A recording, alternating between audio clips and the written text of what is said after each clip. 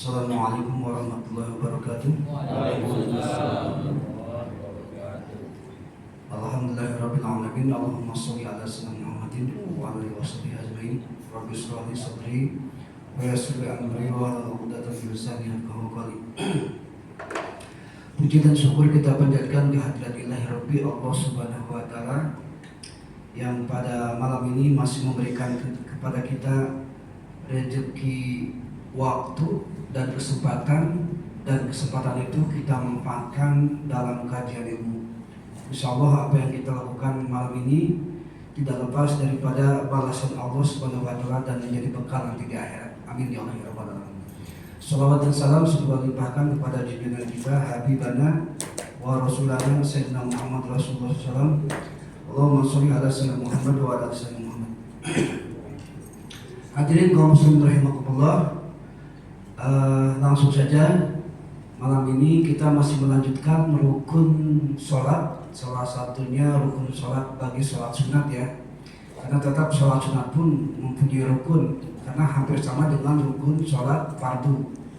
Perbedaannya kalau rukun sholat di fardu itu wajib berdiri, kan begitu. Kalau sunat itu boleh duduk. Ketika takbir, kalau fardu wajib berdiri, tapi ketika sunat tak jadi masalah tidak berdiri atau duduk.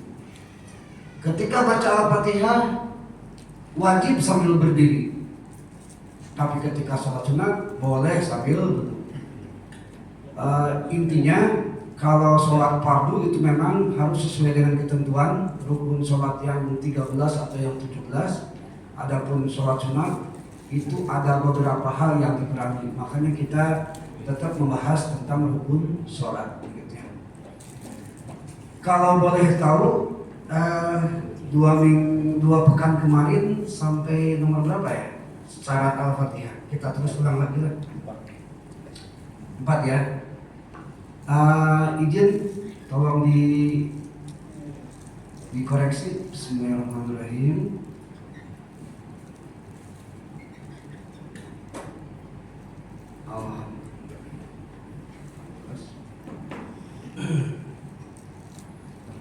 Alhamdulillahirabbil alamin.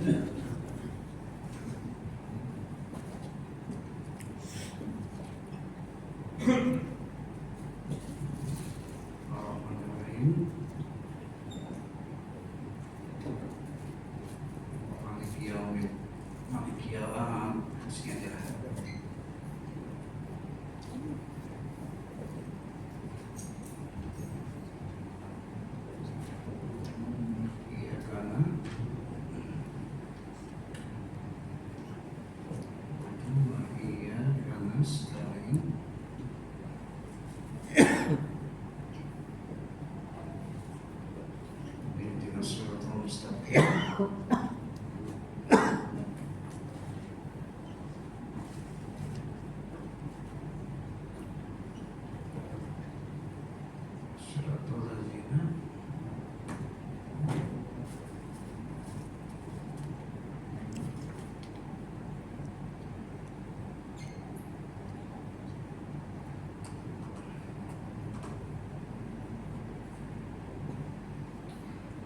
Maaf tulisannya ini ceritanya lagi ngebut lah pokoknya.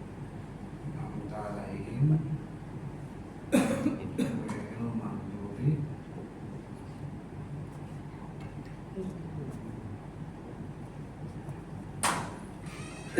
Wairul maghdubi alaihim waladdallin.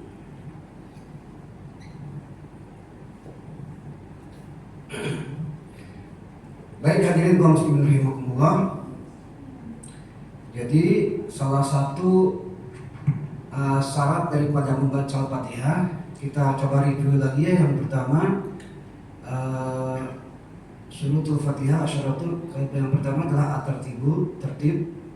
Dari urutannya 7 ayat. Bismillahirrahmanirrahim ayat pertama, Alhamdulillahirrahmanirrahim ayat kedua, Ar-Rahmanirrahim ayat ketiga, Maliki yaumiddin ayat keempat, Iyyaka na'budu wa iyyaka nasta'in ayat kelima, Ihdinas siratal mustaqim ayat ke-6, dan Shiratal ladzina an'amta 'alaihim ghairil maghdubi 'alaihim waladdallin itu ayat ke-7.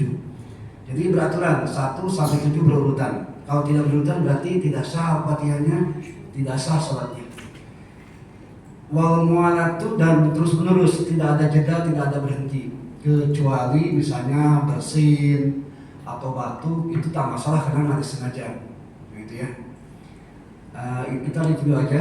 Wa muratu tasdidatiha, dan memelihara, menjaga tasdidnya Al-Fatihah. Kemarin tasdidnya ada berapa?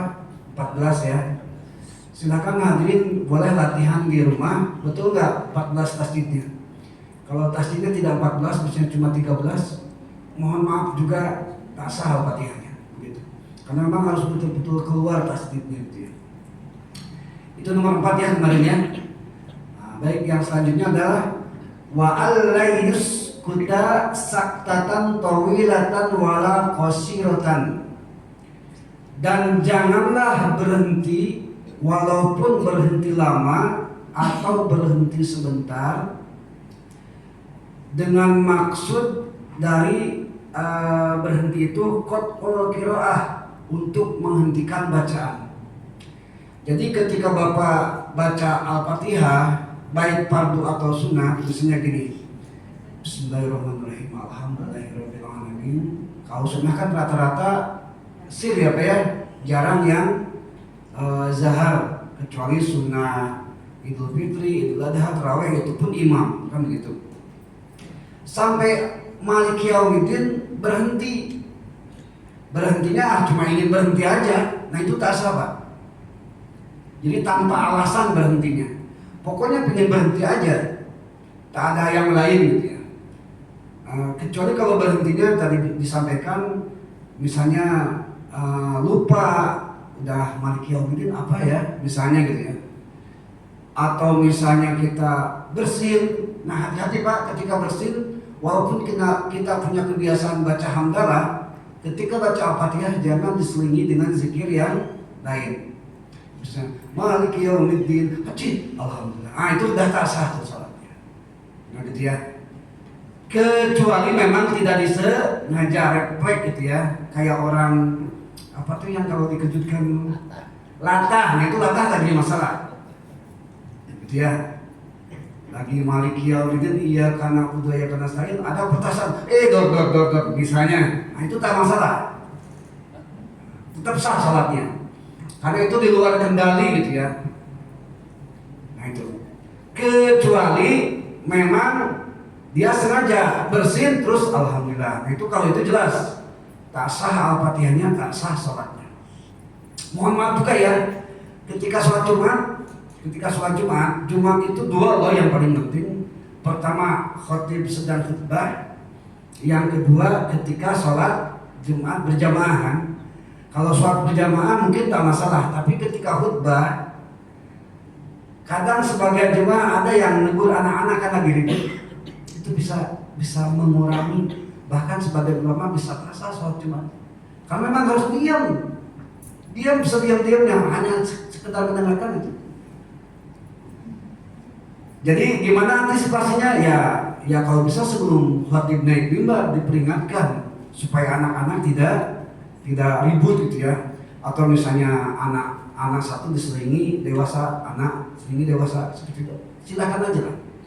Kalaupun mau pakai isyarat dengan Pak terus sebentar.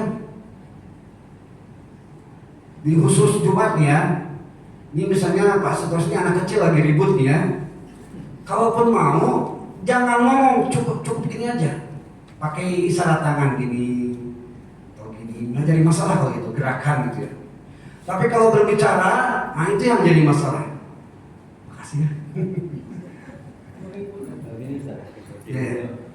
Yang nempur ini misalnya dia berangkat tepat, tapi bisa dicubit. Dia kan belakang nih, tapi gini dia. Membelakangi gimana? Ya. Salah sholat jamaah. belakang sama anak kan. Ya. Kalau umur bima qasidah itu niatnya apa? Supaya diam. Supaya diam. Ya makanya diam dengan pergerakan itu tak jadi masalah. Dia mau pergi ke belakang. Di depan anak. Oh suruh pindah. Nah, dia berpindah dia. Nah, Begini, untuk pindah gitu ya, jangan sekali-kali kita memindahkan anak yang sudah tamyiz. Itu ya misalnya anak ada di saf kedua, karena ada orang tua pergi ke belakang. ya. Kemana tapi gini dia nggak bicara, ini gini aja. Ya intinya kalau dengan gerakan itu tak jadi masalah. Yang dilarang itu ucapan, suara, gitu ya, sampai diam, sampai gitu lah pokoknya. Itu maksud saya. Kalau sok itu kira-kira pokoknya gini, yang memenuhi kriteria ada kalamul huwalatu mufidu bilwati.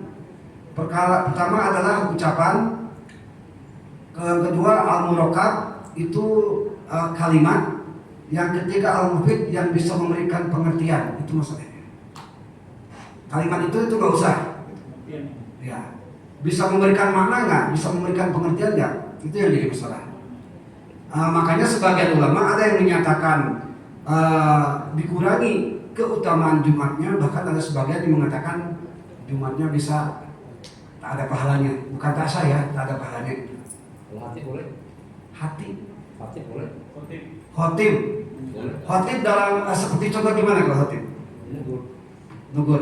Khotib kalau dalam konteks negur gitu ya, tidak komunikasi dua arah, cuma satu arah tidak jadi masalah. Yang jelas khotib itu bisa menjaga adab saja, jangan sampai emosi, jangan sampai marah-marah, kan seperti itu. Nanti kita coba bahas juga ya fikih khutbah Jumat dan fikih khotib gitu ya. Karena itu memang segmennya lain gitu. Nah itu. Jadi gitu Pak, ketika baca Al-Fatihah itu tak boleh diiringi dengan kalimat apapun. Nah gitu ya. Dan seperti halnya di sini, diam dengan maksud berhenti itu tidak memenuhi syarat daripada Al-Fatihah. Nah, gitu. Jadi kesimpulannya ini khusus Al-Fatihah ya, kan untuk fikih Jumat nanti kita lain cerita lagi khusus untuk Al-Fatihah. Dan saya yakin Al-Fatihah semuanya udah hafal. Ada pertanyaan bagaimana kalau baru mualaf?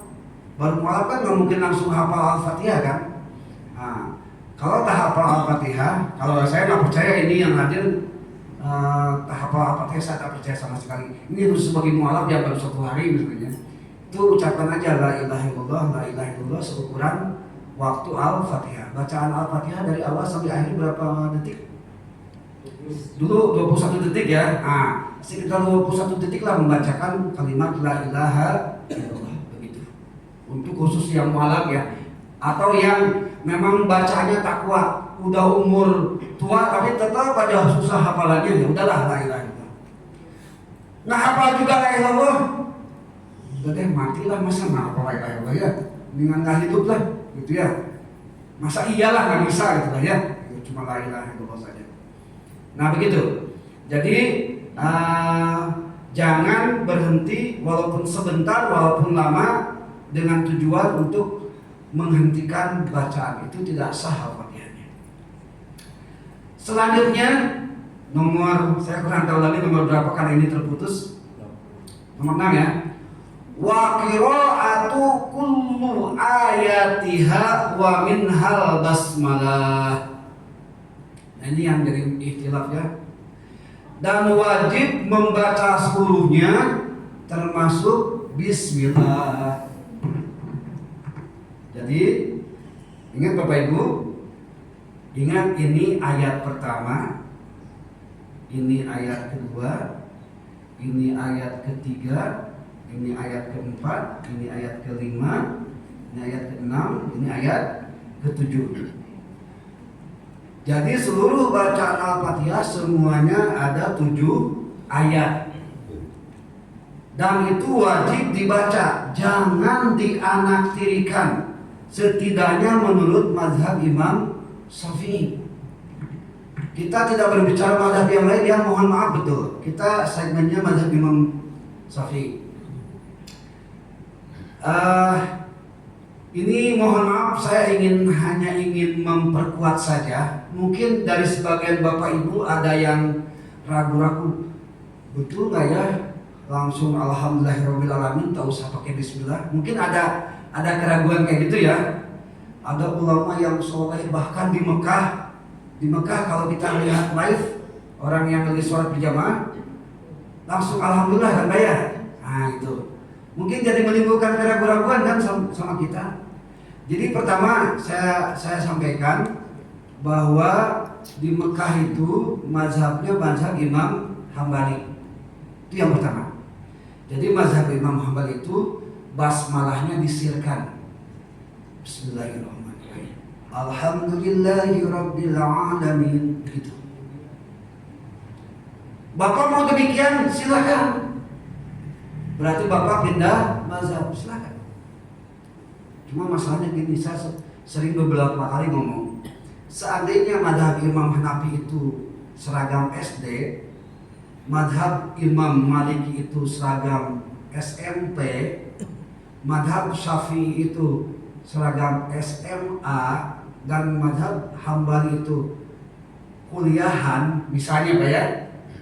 Kalau komitmen konsekuen kita bisa masuk. Ketika pakai seragam SD sah, kita masuk sekolah SD. Ketika masuk SMP silahkan masuk gedung SMP, kan begitu. Yang jadi masalah begini Pak, Bapak misalnya sholat pakai madhab Imam Hanafi misalnya ya, maaf, Bapak sholat misalnya pakai madhab Imam Syafi'i tapi Al-Fatihah pakai Imam Hambali. Ini ke atasnya SMA, ke bawahnya kuliah, atau ke bawahnya pakai celana SMA, ke atasnya pakai alma mater kuliah. Kira-kira masuk kuliah masuk nggak? Tak bisa. Masuk ke sekolah SMA masuk nggak? Tak bisa. Begitu masalahnya.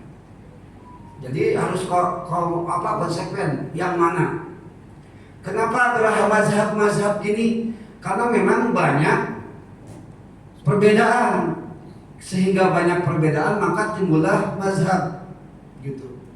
Dan insya Allah catatan cara ibadah kita akan dipertanggungjawabkan oleh Imam Asy-Syafi'i. Nah untuk memperkuat ini, izinkan saya memberikan penguatan kenapa kita harus pakai basmalah dengan tidak menyalahkan yang lain, hanya menguatkan diri sendiri aja, itu maksudnya. Yang pertama, Imam Asy-Syafi'i beliau langsung bicara dalam kitab Al-Um. Al-Um itu kitab terbesar, kitab paling paling berpengaruh lah dalam mazhab Imam Syafi'i dan paling terkenal gitu ya, paling populer. Kitab Al-Um juz ke-1 halaman 107. Kata Imam Asy-Syafi'i, Bismillahirrahmanirrahim, al-ayatus sabi'ah. Itu ayat termasuk ayat yang termasuk 7 dari ayat Al-Fatihah. Fa in tarakaha, kalau meninggalkan bismillah gitu ya, au ba'daha, atau sebagian daripada Al-Fatihah, lam tujadihi raka'atan, maka tidak termasuk satu rakaat. Jadi maksudnya begini. Ini hanya mazhab Syafi'i ya Pak ya. Saya tidak melihat mazhab yang lain. Bapak misalnya baca Al-Fatihah langsung alhamdulillah. Nah, berarti yang ketinggalan ayat yang berapa? Ayat pertama. Nah, kata Imam Syafi'i itu tidak termasuk satu rakaat. Jadi kalau misalnya sholat Isya, rakaat pertama tidak baca basmalah, rakaat kedua, ketiga, keempat baca basmalah, itu naik lagi, tambah satu rakaat lagi. Itu kata Imam Asy-Syafi'i. Tak percaya silakan, Al-Um juz ke-1. Saya transparan aja lah pokoknya, karena beliau sendiri yang ngomong. Itu yang pertama. Jadi tak usah ragu-ragu lagi. Kita baca dari mulai Bismillah, tidak dari Alhamdulillah, begitu saja. Yang kedua, dalam Fathul Bari juz kedua halaman 383, hadis riwayat Bukhari Muslim. Rasulullah SAW bersabda, la sholata liman lam yaqra bi Fatihatil kitab. Tidak sah sholat, berarti tidak sholatnya tidak jadi kalau tidak membaca Al-Fatihah. Gitu ya Pak ya. Ini Nabi ya sendiri yang ngomong, dan yang meriwayatkan adalah Imam Bukhari dan Muslim. Fatihah kitab ada berapa? Lihat surat Al-Hijr ayat 87. Walaqad atainaka sab'an minal masani wal Qur'anal azim. Sungguh aku telah mendatangkan 7 ayat yang diulang-ulang. Pak Bu, Al-Hijr 87, semua tafsir yang ulama-ulama mutaqaddimin itu menyatakan termasuk Bismillahirrahmanirrahim. Pertama, mungkin yang penasaran silakan lihat tafsir At-Tabari juz 14 halaman 55 sampai 57. Tafsir At-Tabari itu adalah tafsir yang paling tua, yang pertama ada. Tafsir At-Tabari namanya. Dan Abdullah bin Mas'ud ketika ditanya itu menyatakan Bismillah itu ayat pertama dalam tafsir itu. Ibnu Abbas juga mengungkapkan demikian. Bahkan diperkuat dalam Syarah Muhadzab juz 3 halaman 334, termasuk Abdullah bin Abbas, termasuk Abdullah bin Umar, anaknya Umar bin Khattab, termasuk Abu Hurairah, termasuk Ali bin Abi Thalib, Sa'id bin Jubair, dan banyak-banyak sahabat yang lain. Tafsir-tafsir zaman dulu termasuk Jalalain, Ibnu Katsir itu mengatakan bahwa Al-Fatihah bahwa basmalah termasuk bagian daripada Al-Fatihah sesuai dengan surat Al-Hijr. Ini hanya memperkuat saja Pak ya. Jadi silakan lihat tafsir surat Al-Hijr ayat 87 yang disebut Al-Ba'atus Masanya itu 7 ayat yang diulang-ulang. Itu semua tafsir rata-rata mengatakan itu adalah Al-Fatihah. Kalau 7 ayat yang diulang-ulang, ini berapa ayat Pak Bu? 7 ayat kan? Berarti yakinlah itu Al-Fatihah. Berarti kalau bismillahnya tak ada, berapa ayat? 6 ayat. Berarti nggak mungkin Al-Quran bilang asyid tatu al-masanya 6 ayat yang diulang-ulang, nggak mungkin. Jadi ya, ini hanya memperkuat saja. Selanjutnya dipertegas juga oleh Imam An-Nawawi dalam Syarah Muhadzab juz ketiga halaman 333. Kata Imam Nawawi, Bismillahirrahmanirrahim ayatun kamilatun min awalil Fatihah bila khilafin. Bahwa Al-Fatihah termasuk basmalah itu sepakat para ulama, tak bisa dipungkiri lagi. Jadi masalah ada perbedaan yang lain, ya saya yang awam ini wallahu alam kurang memahami. Yang jelas kita mudah-mudahan diberikan istiqomah oleh Allah Subhanahu wa taala bahwa bismillah itu termasuk ayat yang pertama. Sekarang begini. Ya udah kan tak apa-apa, bismillahnya disirkan. Bismillah. Alhamdulillahirabbil alamin. Cuma agak ganjil, kenapa dipisah-pisah? Kenapa bismillahnya dianaktirikan? Kalau jahar semua, kalau sir semua, kan begitu. Karena kan udah jelas-jelas 7 ayat. Nah gitu ya.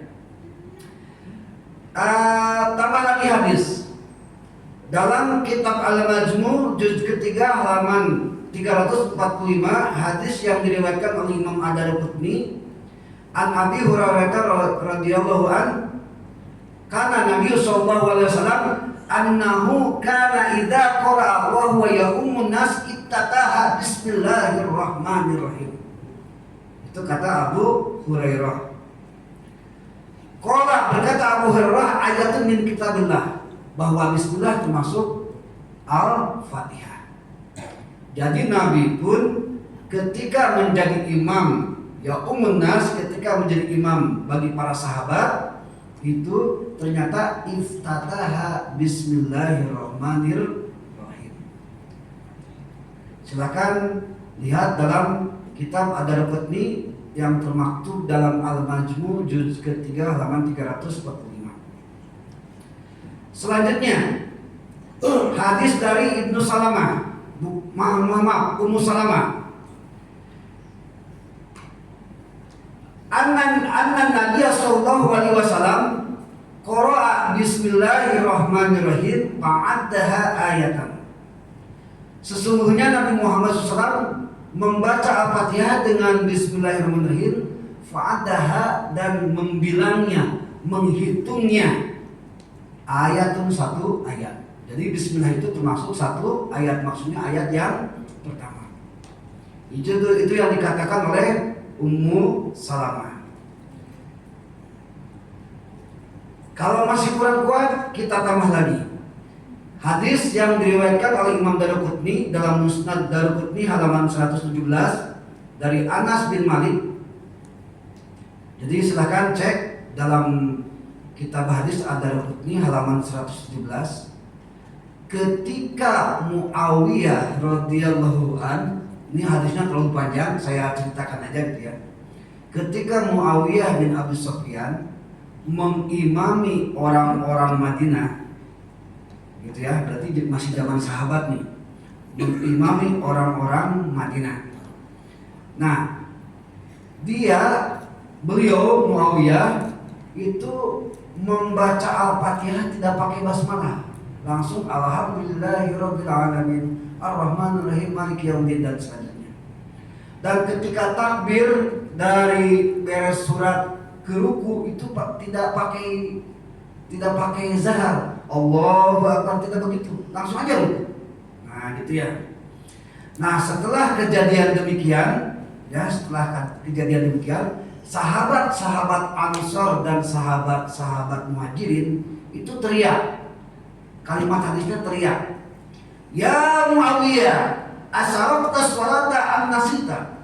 Hei Muawiyah, apakah kau mencuri bacaan sholat atau karena lupa? Begitu kata para sahabat. Ainu makan dari berbagai tempat. Jadi setelah Muawiyah salam, itu sahabat pada protes, kiri kanan belakang, kalau depan nggak mungkin karena Muawiyah ini jadi imam gitu ya.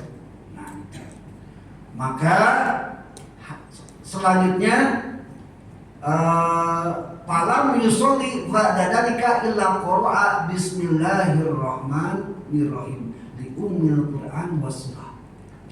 Maka setelah diprotes oleh para sahabat gitu ya, karena Muawiyah jadi imam, setelah diprotes para sahabat, maka tak pernah lagi Muawiyah berperilaku kayak sebelumnya. Jadi kesimpulannya dia sholat Al-Fatihahnya pakai basmalah, ketika turun ruku juga pakai takbir yang dizaharkan. Kenapa? Karena pertama Al-Fatihah di ummul Quran, karena sebagai ummul Quran, was surah, dan sebagai pembuka surah. Jadi untuk surah Pak, silahkan pakai baca bismillah dengan catatan dua.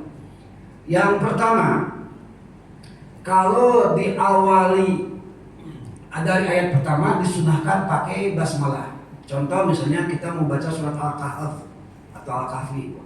Bismillahirrahmanirrahim. Alhamdulillahilladzi anzala 'ala 'abdihi, kan gitu. Mau langsung alhamdulillah silakan aja. Atau baca surat Ar-Rahman. Bismillahirrahmanirrahim. Ar-Rahman 'allamal Qur'an. Silakan. Atau tak pakai basmalah, langsung Ar-Rahman silakan. Cuma disunahkan pakai basmalah. Catatan yang kedua, kalau mulai bacaannya tengah-tengah ayat, nah itu boleh tidak pakai basmalah dan tidak disunahkan. Hukumnya boleh saja. Misalnya tengah-tengah ayat apa nih? Al-Baqarah misalnya ya, lillahi ma fis samawati wa fil ardi wa in tubu ma fi anfusikum. Itu tak pakai basmalah tak jadi masalah itu. Tapi kalau awal itu pakai basmalah. Bapak jadi imam, misalnya baca Al-Ikhlas, Qul huwallahu, jangan langsung qul, tapi pakai bismillah dulu baru pakai qul hu gitu. Tapi kalau misalnya Bapak langsung tengah-tengah langsung lam yalid walam yulad, nah itu diserahkan aja. Cuma pelit betul masa lam yalid walam yulad gitu ya, kayak nah itulah ya. Nah begitu. Kenapa? Baca tahun. Oh, fasta'idzu billah. Kalau tahu itu disirkan saja. Ya karena tidak bagian daripada ayat. Gitu. Jadi itu hanya weda Al-Quran fasta'idz billah. Kalau kalian mau membaca Al-Quran maka bacalah ta'awudz kan begitu. Dan diulang lagi, bacaan ayat. Di pertengahan ayat bacaan ta'awudz. Iya. Maksudnya? Itu jadi bila bersama dia kita baca tahun. Baru bila bersama bisa. Saya belum menemukan hal itu. Pakai basmalah saja. Tidak boleh mau pakai basmalah atau tidak pun boleh kan begitu. Kalau di tengah-tengah ayat ya. Apalagi ta'awudz, dan itu memang saya belum pernah dengar dicontohkan memakai ta'awudz gitu ya. Kecuali kalau disirkan dan nyaris tidak terdengar oleh para jamaah. Karena ta'awudz itu bukan bagian daripada ayat Al-Quran. Jadi Disirkan. Kalau tahu itu disirkan, tidak disuarakan gitu ya. Hadirin, banyak sekali hadis tentang basmalah. Saya hanya satu lagi lah, ini untuk memperkuat saja ya. Tadi cerita tentang Muawiyah itu gambaran bahwa zaman sahabat saja itu Muawiyah tidak pakai basmalah itu sampai ditegur, sampai diprotes sama para sahabat. Kan begitu ya. Apalagi tapi ketika ada sholat kita di suatu masjid tak pakai basmalah, jangan protes, nggak apa-apa. Mungkin dia basmalahnya adalah sir dan tak pengaruh bagi kita, karena setelah imam membaca waladolin lanjut amin, kita kan baca al-fatihah juga kan. Nah, itu menjadi masalah sebetulnya. Gitu ya. Ya makanya kalau mau yang utama ya carilah masjid-masjid yang kira-kira bermazhab Imam Syafi'i kalau mau yang utama, gitu ya, kan begitu. Yang jelas ini sekedar gambaran saja. Ketika Imam Asy-Syafi'i berkunjung ke kediaman Imam Hambali muridnya di masjidnya, beliau dipersilahkan jadi imam. Imam Asy-Syafi'i ketika sholat subuh beliau nggak pakai kunut. Nah sudah setelah kunut beliau setelah itidal beliau langsung sujud. Apa maknanya? Menghormati. Ketika Imam Hambali berkunjung ke masjidnya Imam Asy-Syafi'i, berkunjung ke kediamannya, ketika menjadi imam di masjid kediaman Imam Asy-Syafi'i, beliau ketika sholat subuh itu kunut dan diaminkan oleh yang lain. Itu sebagai gambaran aja seperti itu ya. Yang penting toleransi aja lah, saling menghormati. Yang terakhir dari Musnad Imam Ahmad diriwayatkan oleh Abu Daud jilid ke-6 halaman 302, masih dari Ummu Salamah. Ini mempertegas sekali lagi, ketika ditanya apakah bismillah bagian daripada Al-Fatihah, maka faqala yaqta'u qira'atahu ayatan-ayatan. Jadi ketika para sahabat nanya sama Ummu Salamah itu salah satu istri Nabi gitu ya. Jadi bagaimana Nabi membacakan Al-Fatihahnya? Kata Ummu Salamah ayatan-ayatan sambil dicontohkan Bismillahirrahmanirrahim, Alhamdulillahirrahmanirrahim, Ar-Rahmanirrahim, Maliki Yaumiddin. Jadi menurut hadis yang diriwayatkan oleh Ummu Salamah, yang diterima oleh Ummu Salamah, yang diriwayatkan oleh Abu Daud, itu Nabi Fatihahnya itu satu-satu. Berarti ketika membaca Al-Fatihah berapa kali Pak? 7 kali ya. Bismillahirrahmanirrahim, Alhamdulillahirrahmanirrahim, Ar-Rahmanirrahim, Maliki Yaumiddin, dan sampai walad dhalin. Nah begitu. Itu hanya memperkuat saja keyakinan kita bahwa Al-Fatihah itu termasuk Bismillahirrahmanirrahim. Baik, kita lanjutkan sebelum pertanyaan. Yang selanjutnya, wa'adamul lahnil al-mahilla bil ma'na. Dan hati-hati dalam menjaga bacaan dan jangan kemarin itu cadel itu Bu. Pelat, saya lupa tulis ya.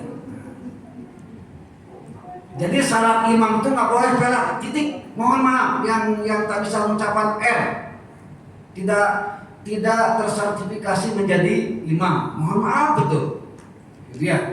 Karena memang nanti akan merubah makna. Nah gitu. Contoh kemarin saya mencontohkan Iyyaka na'budu. Ini kalau iyyaka na'budu ya.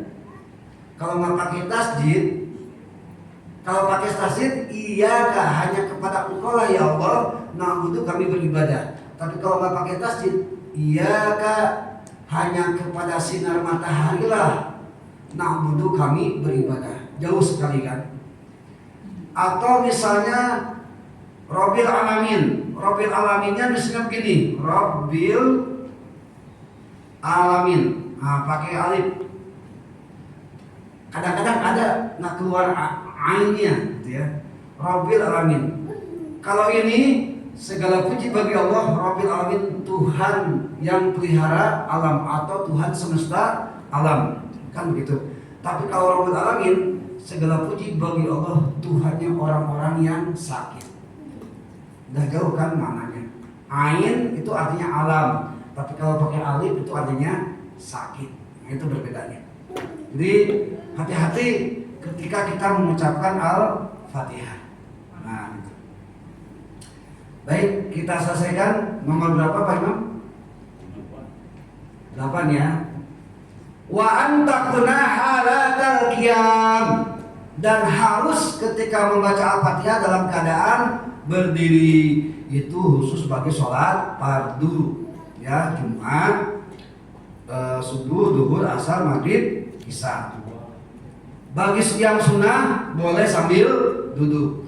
Makanya saya sering beberapa kali memberikan informasi, kalau lagi berjamaah imam lagi baca Al-Fatihah, kalau kuat mendingan berdiri dulu, kalau kuat gitu ya. Pertama takbir itu wajib sambil berdiri ketika sholat fardu ya, ketika sholat fardu. Jadi bapak berdiri, kalau bapak misalnya tak mampu berdiri lama, kira-kira bisa nggak ketika imam takbir Allahu Akbar, bapak pun takbir dalam keadaan berdiri, gitu maksudnya. Nah selanjutnya imam kan baca Al-Fatihah. Nah bisa nggak kira-kira tetap berdiri? Setelah waladolin amin, kita kan baca Al-Fatihah juga kan. Nah ketika kita baca Al-Fatihah sampai waladolin amin, nah baru duduk sambil mendengarkan imam baca surat. Kalau lagi baca surat itu tak wajib bagi orang yang tidak kalau baca surat itu tak ada persyaratan untuk berdiri, gitu maksudnya. Nah gitu. Jadi kesimpulannya khusus untuk fardu, usahakan ketika takbiratul ihram dan baca Al-Fatihah itu sambil berdiri. Khusus fardu ya. Kalau sholat sunat itu tak masalah. Nah bagi bapak-bapak, kan ada beberapa orang yang memang kondisinya tidak memungkinkan, itu cuma 2 catatan. Pertama, Allah yang maha bukan Allah, pihak medis. Yang kedua, bapak sendiri. Kalau pihak medis menyarankan udahlah duduk saja, kalau berdiri nanti tambah penyakitnya, mendingan duduk. Itu yang pertama ya, catatan medis ya. Yang kedua, bapak sendiri yang mengetahui kekuatan bapak. Kira-kira kalau seukuran Al-Fatihah masih kuat berdiri, mendingan berdiri daripada nanti ragu-ragu sah atau tidaknya sholat kita. Nah, gitu ya. Bapak Ibu bisa dipahami ya. Jadi takbiratul ihram dan Al-Fatihah itu ketika sholat fardu wajib berdiri, kecuali memang tidak mampu, gitu ya. Tidak mampu dalam pengertian ya, memang kalau misalnya sampai maliki yaumiddin data tahan, ya udah duduk, tak jadi masalah. Kalau sudah tidak mampu, kenapa dipaksakan? La yukallifullahu nafsan illa wus'aha. Allah itu tidak memaksakan kecuali atas kemampuan masing-masing. Cuma jangan sampai begini, berdiri seukuran Al-Fatihah tak mampu, tapi berjalan seukuran Al-Fatihah mampu. Nah itu hati-hati betul. Itu aja masalahnya. Mohon maaf, bukan bermaksud apa-apa. Kita kan watawassaw bil haq watawassaw bis sabr, sering nasihati aja kan. Nah itu ya. Itu aja. Baik, sebelum pertanyaan kita selesaikan dulu semua. Selanjutnya, wa ayyusmi'a nafsahu, dan wajib terdengar oleh diri sendiri. Itu yang dimaksudnya. Tapi kita pun dilematis, terutama yang sebagai imam. Kadang-kadang gini ya, Kalau ukuran terdengar diri sendiri, bapak atau ibu di tempat yang sepi baca Al-Fatihah pas terdengar oleh diri sendiri, itu yang dianggap ayusmi'a nafsahu. Ketika hujan lebat, kira-kira suara kita terdengar nggak?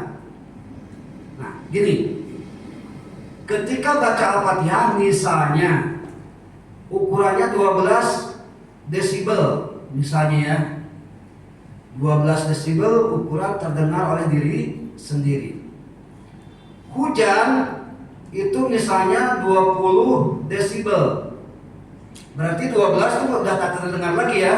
Ibu jangan tingkat bacaan jadi 22 desibel, jangan. Karena ukuran ketika memang tak terdengar apa-apa, kita mengucapkan Al-Fatihah. Jangan saingan sama suara Allah, nggak usah. Kita lagi baca Al-Fatihah, anak-anak ribut, anak teriak, ibu juga teriak, nggak bisa begitu. Seukuran sini aja udah 12 desibel aja. Nah gitu maksudnya. Nah cuma dilematisnya ketika jadi imam, kadang-kadang kita niatnya supaya terdengar dari sendiri, tapi terbantu mic, jadilah terdengar oleh orang lain. Itu jadi juga dilema juga gitu ya. Kebetulan ini yang menulis kitab ini memang belum ditemukan mic, belum ditemukan sound system gitu masalahnya. Nah itu silahkan kepada bapak-bapak lah gimana cara memanagenya, kita aja lah pokoknya ya. Nah itu. Ya kadang-kadang gitu kan. Jadi kan kadang-kadang kita pun tak konsen gitu ya, gitu ya. Ya itu silahkan aja lah masing-masing aja lah. Yang penting ayusmi'a binafsi, terdengar oleh diri sendiri. Yang selanjutnya, yang terakhir, wa alla yakhlilaha dzikral ajnabiyyin, dan jangan diselingi oleh zikir-zikir yang lain. Ya seperti tadi, ketika baca Al-Fatihah pakai zikir la ilaha illallah, Allahu akbar atau gimana lah. Itu juga memang tidak diperbolehkan seperti halnya demikian, kecuali memang tidak disengaja seperti tadi latah dan sebagainya, itu tidak jadi masalah. Alhamdulillah sudah selesai syarat Al-Fatihah. Ada waktu 3 menit setengah, barangkali hadirin ada yang ditanyakan, silakan Pak Imam.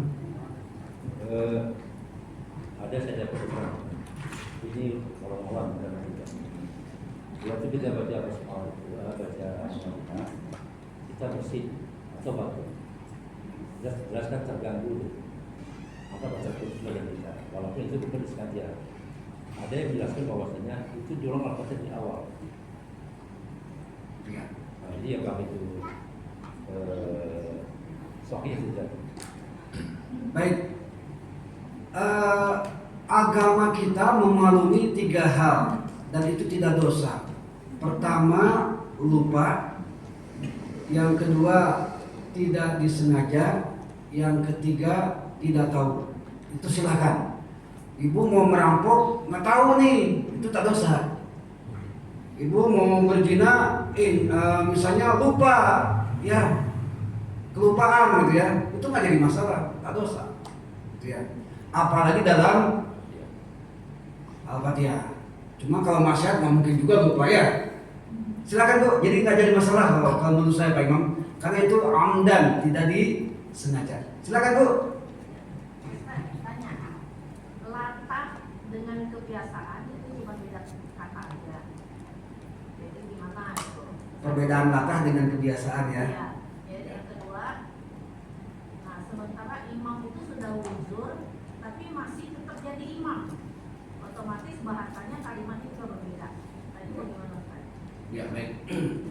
Pertama, antara latah dan kebiasaan. Kita sepakati kira-kira menurut kamus bahasa Indonesia apa ya?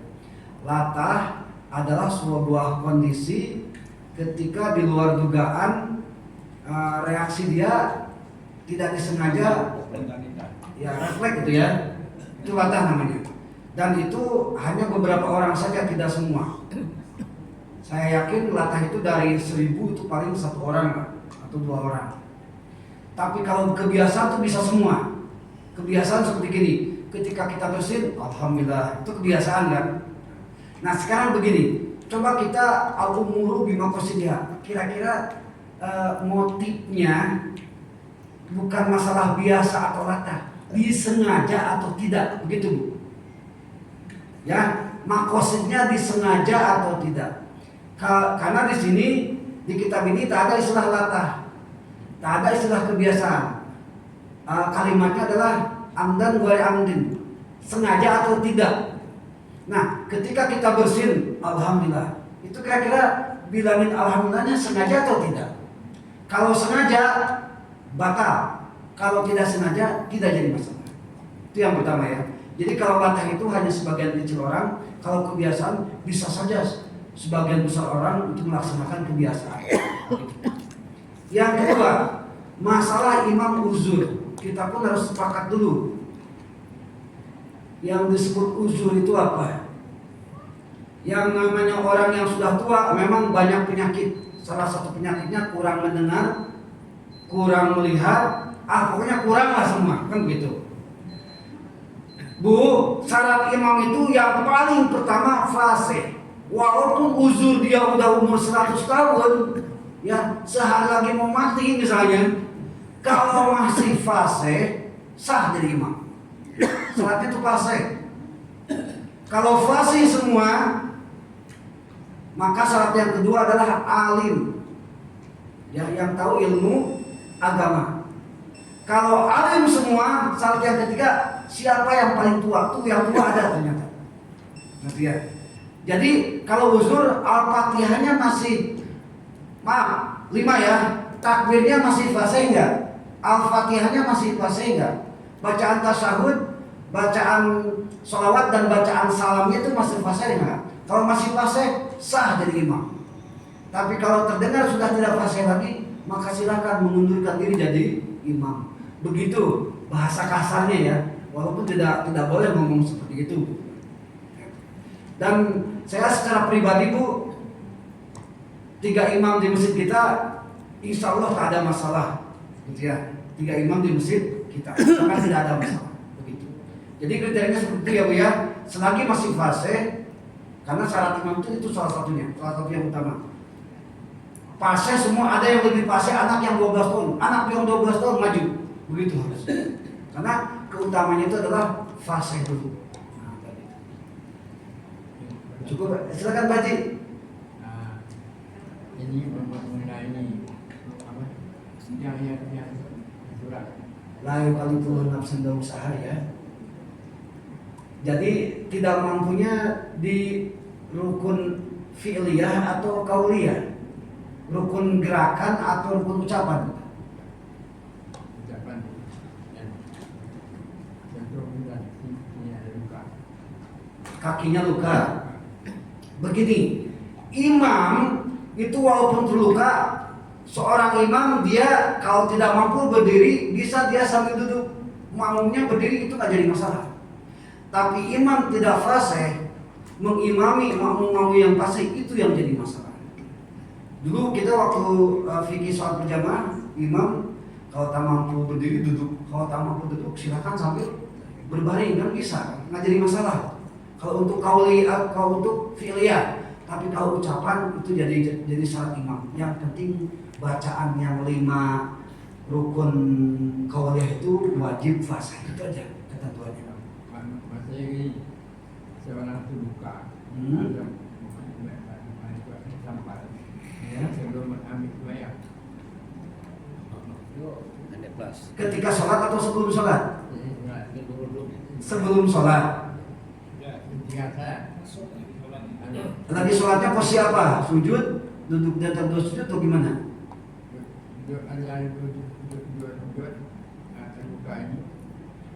Begini, batasan pertama semampunya Haji, itu aja. Semampunya ketika kita kondisi lagi melaksanakan gerakan sholat, mampunya sambil apa? Yang penting kalau duduk, apakah misalnya iftirash, apakah duduk bersila, apakah duduk misalnya, yang penting duduk aja.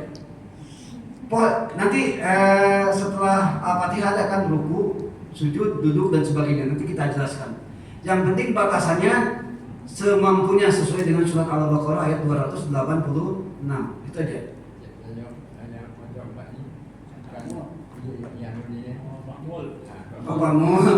Kamu ya pertama tadi saya bilang dua. Pertama secara medis kata dokter gimana? Sebaiknya berdiri atau duduk kan begitu. Kata dokter gimana kamu? Ya, kalau berdiri bisa sebentar. Seukuran 20 detik bisa. Seukuran 20 detik bisa. Nah, ketika imam baca takbir dan Al-Fatihah, kalau bisa berdiri. Tapi kalau sudah tak mampu lagi, duduk begitu maksudnya. Ya, maksudnya macam tempel. Oh itu perban. Jangankan pegang, pakai sepatu aja sholat nggak jadi masalah. Asal ketika wudhu airnya dibasahi aja, dibasahi sekedar basah. Jangankan pakai perban, sholat pakai sepatu tuh nggak jadi masalah. Wudhunya aja, sepatunya diusap aja nggak jadi masalah. Nah itu ya, itu bahaya. Ya, tapi nanti ada ketentuan syarat sholat pakai sepatu, ada ketentuannya. Ya.